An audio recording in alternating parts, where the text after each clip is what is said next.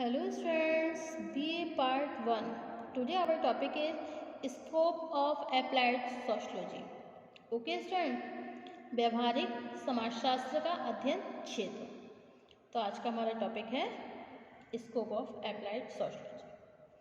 व्यवहारिक समाजशास्त्र का अध्ययन क्षेत्र बहुत व्यापक है क्योंकि प्रत्येक समाज के विभिन्न पक्षों में कुछ समस्याएं अवश्य विद्यमान रहती हैं। ओके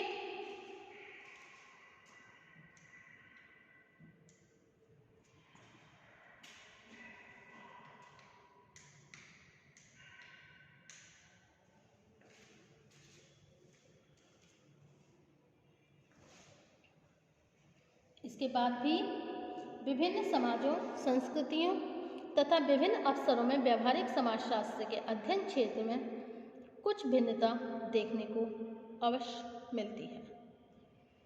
ओके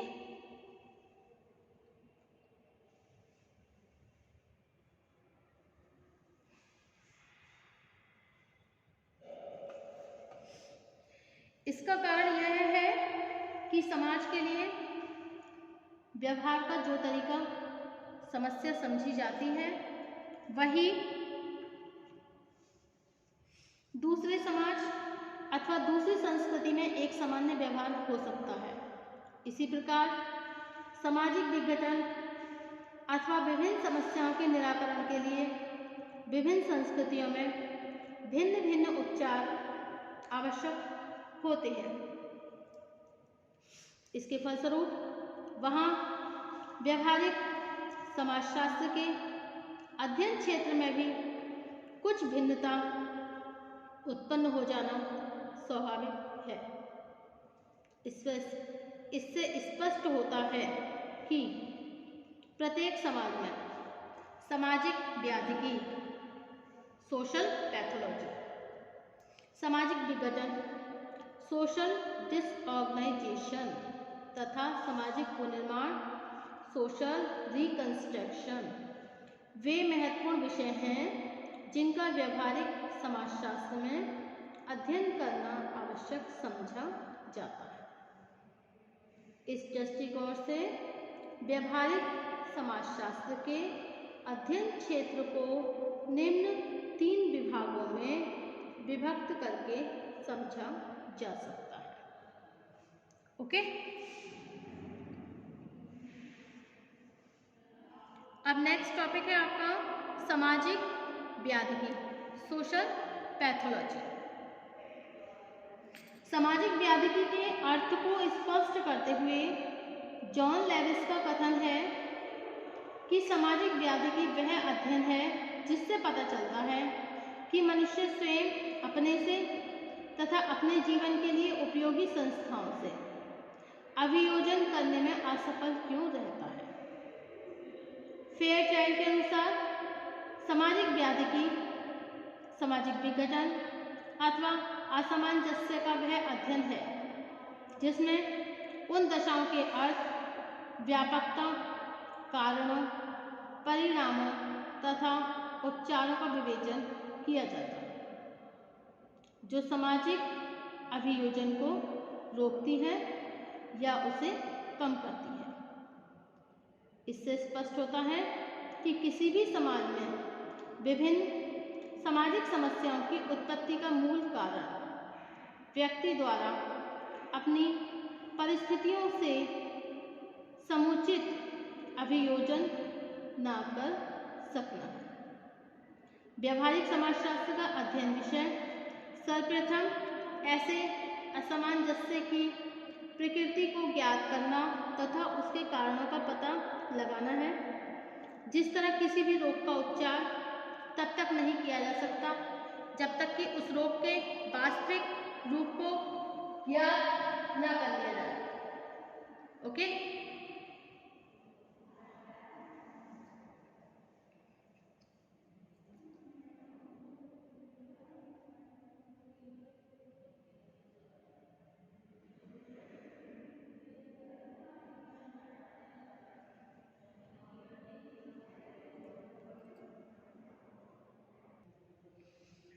उसी प्रकार व्यवहारिक समाजशास्त्र की समाजशास्त्र भी सर्वप्रथम सामाजिक व्याधियों अथवा समस्याओं की वास्तविक प्रकृति को ज्ञात करने में रुचि लेता है। यह कार्य किसी कल्पना या आदर्श सिद्धांतों के आधार पर नहीं होता है, बल्कि किसी समस्या से प्रभावित लोगों अथवा समूह का प्रत्यक्ष रूप से अवलोकन किया जाता है।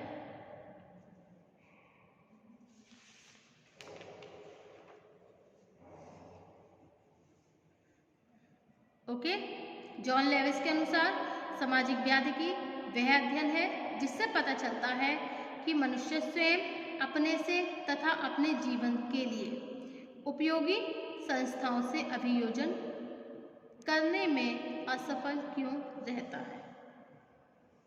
ओके, अब सेकंड पॉइंट है हमारा सामाजिक विघटन, सोशल डिसऑर्गेनाइजेशन। सामाजिक व्याधियों का शीघ्र ही प्रभावपूर्ण उपचार न होने की दशा में साधारण समस्याएं गंभीर समस्याओं का रूप लेकर संपूर्ण जीवन को विघटित कर देती हैं। इसी दशा को हम सामाजिक विघटन कहते हैं। ओके, थर्ड पॉइंट है आपका सामाजिक पुनर्निर्माण, सोशल रिकंस्ट्रक्शन। ओके, व्यवहारिक समाजशास्त्र विभिन्न सामाजिक समस्याओं की प्रकृति और कारणों को ज्ञात करने के अतिरिक्त उन व्यवहारिक आधारों की भी खोज करता है जिनकी सहायता से समाज का पुनर्निर्माण किया जा सके। इसका तात्पर्य है कि व्यवहारिक समाजशास्त्र एक कल्याणकारी सामाजिक विज्ञान है। उदाहरण के लिए श्रम कल्याण, पिछड़ी और अनुसूचित जातियों का कल्याण, बाल कल्याण, अपंग और असमर्थ व्यक्तियों का कल्याण तथा मातृत्व कल्याण आदि व्यवहारिक समाजशास्त्र की अध्ययन वस्तु है। इसी प्रकार नगरीय पुनर्निर्माण, ग्रामीण पुनर्निर्माण, शिक्षा व्यवस्था में सुधार तथा समाज के लिए व्यवहारिक नीतियों का निर्माण भी व्यवहारिक समाजशास्त्र के अध्ययन क्षेत्र के अंतर्गत आते हैं। इस संबंध में यह ध्यान रखना जरूरी है कि व्यवहारिक समाजशास्त्र कल्याणकारी होते हुए भी वैज्ञानिक पद्धति से समस्याओं का समाधान प्रस्तुत करता है।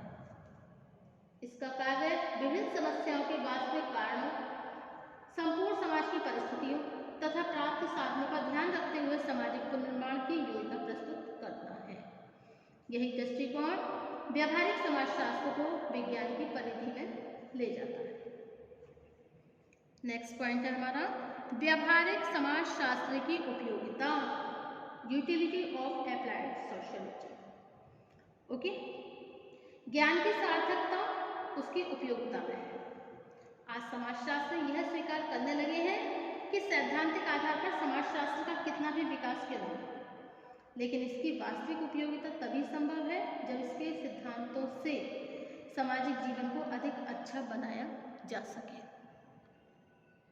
ओके,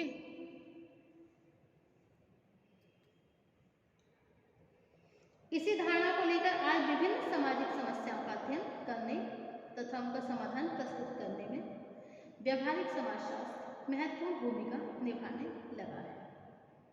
ओके,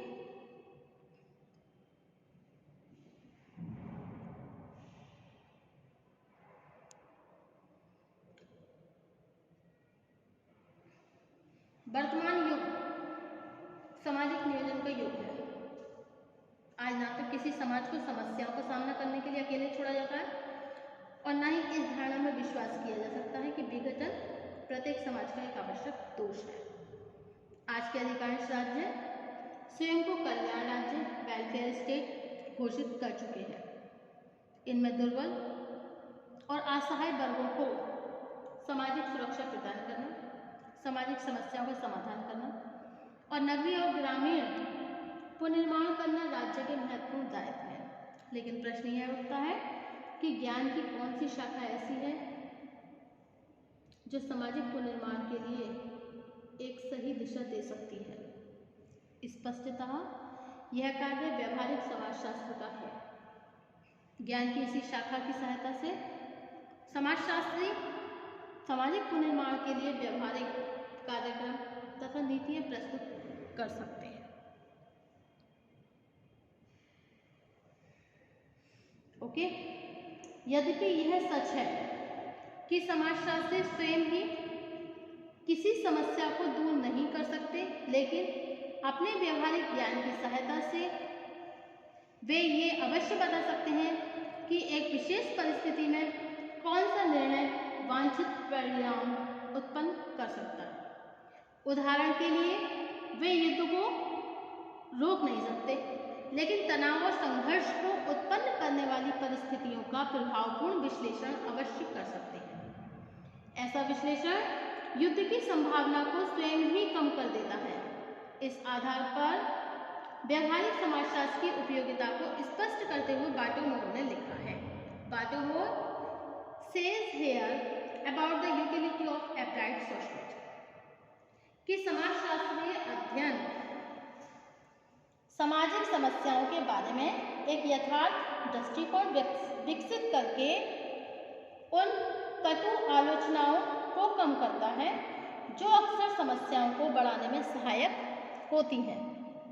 ओके, 19वीं शताब्दी के अनेक समाजशास्त्रीय विचारकों का यह मानना था कि समाजशास्त्र को एक ऐसे विज्ञान के रूप में विकसित किया जाए जिसके द्वारा सामाजिक व्यवस्था और सामाजिक संबंधों से संबंधित सिद्धांतों का निर्माण करके उनकी सहायता से सामाजिक जीवन को अधिक प्रगतिशील बनाया जा सके।